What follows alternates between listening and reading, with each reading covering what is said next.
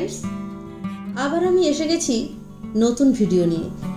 আজ আমরা ঘুরে দেখাবো ডুয়ার্সের বেশ কিছু জায়গা। ডুয়ার্স ভারতের ভুটান সংলগ্ন জনপ্রিয় একটি পর্যটন কেন্দ্র। ডুয়ার্স শব্দের অর্থ প্রবেশদ্বার বা দরজা। ডুয়ার্স ভুটান তথা উত্তর পূর্ব ভারতের প্রবেশদ্বার। তবে ডুয়ার্স কিন্তু কোনো একক জায়গার নাম নয়।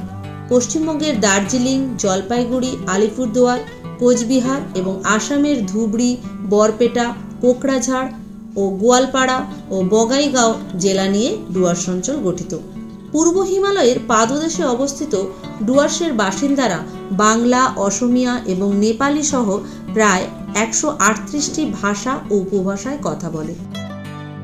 অপূর্ব প্রাকৃতিক পরিবেশই ডুয়ার্সের অন্যতম সম্পদ। পাহাড়, নদী, জঙ্গল, চা বাগান সবকিছুই রয়েছে এখানে। প্রাকৃতিক সৌন্দর্য ছাড়াও আরো অনেক কিছু দেখার আছে এখানে। আমরা আজ দেখব সুনতালেখোলা, বিন্দু, ঝালং, মূর্তি নদী, রকি আইল্যান্ড আর গরুমারা জাতীয় উদ্যান। প্রথমেই আমরা দেখে নেব সুনতালেখোলা। আগের দিনেই আমরা এসে গেছি এনজেপি। ওখানে নাইট স্টে করে পরের দিন একটা বুলেরো গাড়ি ভাড়া করে বেরিয়ে পড়লাম ডুয়ার্সের উদ্দেশ্যে। আমাদের ভাড়া পড়েছিল 7,000 টাকার মতো। সুনতালেখোলাতে সাইট সিন করতে হলে সিন্ডিকেটেড জিপ সাফারি বুক করতে হবে। ছোট্ট পাহাড়ি গ্রাম সুনতালেখোলা। নেপালি ভাষায় সুনতালের অর্থ কমলা লেবু এবং খোলার অর্থ ছোট নদী। সবুজের সমাহার, নানান প্রজাতির পাখির কলতান, সেই সঙ্গে মায়াবী শান্ত পরিবেশ। ছোট বড় চা বাগান, ঘন জঙ্গলে মোড়া উঁচু নিচু পাহাড়ে ঘেরা স্থানটি মন ও প্রাণ ভরিয়ে দেবে আপনার। সমুদ্রপৃষ্ঠ থেকে আনুমানিক 3000 ফুট উচ্চতায় অবস্থিত এই সুনতালেখোলা। নুড়ি পাথরের মাঝ দিয়ে বয়ে যাওয়া ছোট নদী, তার উপরে কাঠের পাটাতন বেষ্টিত একটি ঝুলন্ত সেতু। এই পাড়ের সাথে শক্ত করে বেঁধে রেখেছে অন্য পাড়কে। সেতু পার হয়ে রাস্তা গিয়েছে পাহাড়ের গা ঘেঁষে ঘন জঙ্গলের পাশ দিয়ে। একটু এগিয়ে গিয়ে ডান দিকেই বেঁকে গেলেই দেখতে পাবেন ফরেস্ট ডিপার্টমেন্টের মূল ফটক। সুনতালেখোলায় দেখার মতো জায়গা এই নেওড়া ভ্যালির ওপর ঝুলন্ত ব্রিজটি। প্রকৃতির মতোই সহজ সরল ভদ্র এখানকার মানুষজন। বেশ কয়েকটি হোমস্টে রয়েছে এখানে। এছাড়া পাহাড়ের গায়ে ছোট ছোট দোকান, যা স্থানীয় মহিলারা মোমো, চাউমিন, চা বিক্রি করে। এর স্বাদ নিতে ভুলবেন না। অকৃত্রিম সৌন্দর্যের টানে বারবার ফিরে আসতে ইচ্ছে হয় এই সুনতালেখোলাতে। সুনতালেখোলার সাইট সিইং এর প্রথমেই পড়বে নেওড়া ভ্যালি ভিউ পয়েন্ট, আর তারপরেই নেওড়া ড্যাম।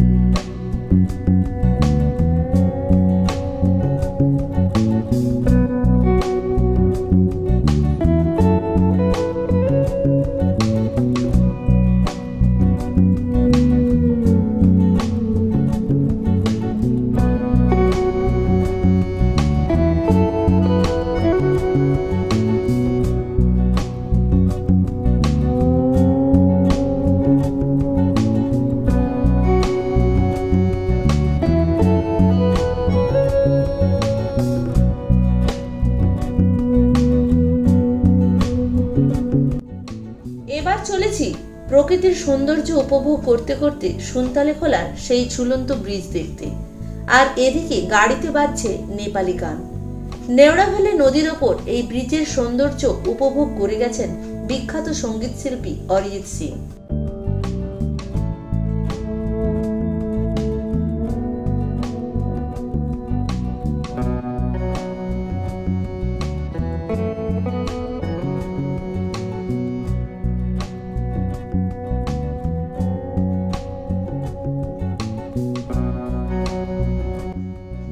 চলে যাব রকি আইল্যান্ড দেখতে। মূর্তি নদীর তীরে অবস্থিত একটি দর্শনীয় স্থান এই রকি আইল্যান্ড। রকি আইল্যান্ড হচ্ছে একটি পাহাড়ি ও বাহারি ছোট্ট গ্রাম।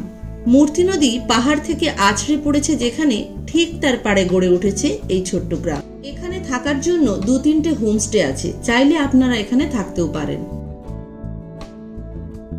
হালংয়ের ঈগল ভিউ পয়েন্ট দেখার পর চলে এলাম বিন্দু ড্যাম দেখতে।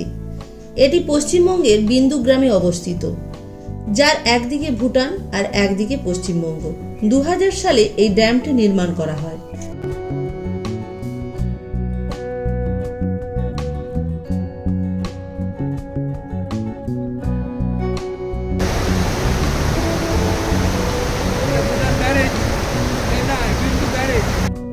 এই ড্যামটি জলঢাকা নদীর উপর নির্মিত। জলঢাকা নদী একটি আন্তঃসীমান্ত নদী। 192 কিলোমিটার দীর্ঘের এই নদীটি দক্ষিণ পূর্ব সিকিমে হিমালয় পর্বতমালা থেকে উৎপন্ন হয়ে ভুটান হয়ে ভারতের পশ্চিমবঙ্গের দার্জিলিং, জলপাইগুড়ি ও কোচবিহার জেলা অতিক্রম করে লালমনিরহাট জেলা দিয়ে বাংলাদেশে প্রবেশ করেছে।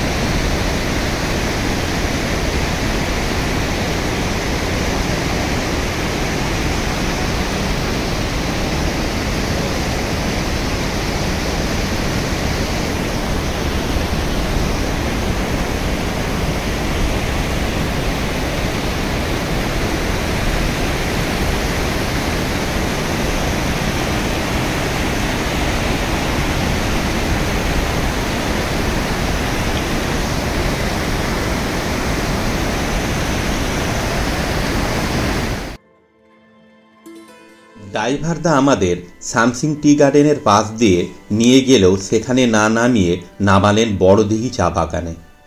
এটি শতাব্দী প্রাচীন চা বাগান। এখানে একটি বাংলো আছে। 1858 সালে লর্ড ক্যানিং এসেছিলেন এখানে এবং তিনি এই বাংলোতে ছিলেন। আপনারা চাইলে এখানে রাত্রিযাপন করতে পারেন। ডুয়ার্সের এই চা বাগান যেন ঘন জঙ্গলের মাঝে এক টুকরো বিদেশ। সূর্য যখন অস্তাচলে তখন আমরা রওনা দিলাম মূর্তি নদীর পাশে গরুমারার নেচার কটেজে। ওখানে আমরা আজ রাত্রিযাপন করব। উত্তরবঙ্গের ঘন অরণ্য ভেদ করে প্রবাহিত হয়ে চলেছে মূর্তি নদী। অদম্য প্রাণশক্তিতে ভরপুর। পাথর ও নুড়ির ওপর স্ফটিক স্বচ্ছ জল এক রূপকথার পরিবেশ গড়ে তোলে। শীতকালেও ঠান্ডা জলে পা ডুবিয়ে বসলে সমস্ত ক্লান্তি নিমেষে উধাও হয়ে যায়। ডলোমাইট ছড়িয়ে থাকা নদীগর্ভ এতটাই পরিষ্কার যে ঘন্টার পর ঘন্টা বসে থাকলেও একঘেয়ে লাগবে না। যারা নিরিবিলি বেড়ানোর জায়গা খুঁজছেন, যারা নদীর ধারে তাঁবুতে ছুটি কাটাতে চান, কিংবা যারা পাখি ভালোবাসেন, সবার আদর্শ গন্তব্য এই মূর্তি নদী। পাবেন আধুনিক সুযোগ সুবিধা এবং এসি নিয়ন্ত্রিত কটেজও। বাই দ্য ওয়ে, আমি হোস্ট অনুরাধা। আপনারা দেখছেন দ্য এক্সচেকার অফ ট্রাভেল। আমরা অনলাইন মূর্তি বিটকার সাফারি বুক করেছিলাম। আমরা মূর্তি থেকে চাপড়ামারি ওয়াচ টাওয়ার পর্যন্ত বুক করেছিলাম। জন পিছু 280 টাকা পড়েছিল। ভাগ্য ভালো থাকলে সাফারি থেকে অনেক ধরনের জন্তু জানোয়ার দেখতে পাবেন। জঙ্গল সাফারি শেষ করে চলে এলাম তিস্তা ব্যারেজ দেখতে। তিস্তা নদীর ধারে স্থানীয় এক হোটেলে বরলি মাছের ঝাল দিয়ে দুপুরের আহার সেরে চলে এলাম এনজেপি। ভিডিওটি ভালো লাগলে লাইক, কমেন্ট এবং শেয়ার করবেন। আজ তবে এই পর্যন্ত, ফিরে আসছি পরের ভিডিও নিয়ে।